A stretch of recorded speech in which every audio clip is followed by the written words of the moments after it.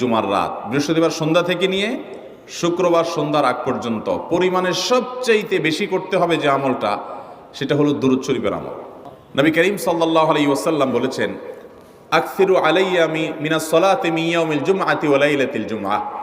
তোমরা জুমার দিন এবং জুমার রাতে আমার প্রতি বেশি বেশি দুরূদ পাঠ করবে, দুরূদ প্রেরণ করবে। ফাইন্না সালাতাকুম মা'রুদাতুন আলাই, কারণ তোমরা যে দুরূদ পাঠ করো এটা আমার কাছে পেশ করেন আল্লাহর ফেরেশতারা, এবং রীতিমতো নামধাম সহকারে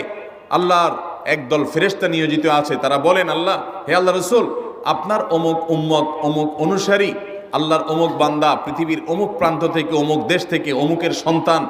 সে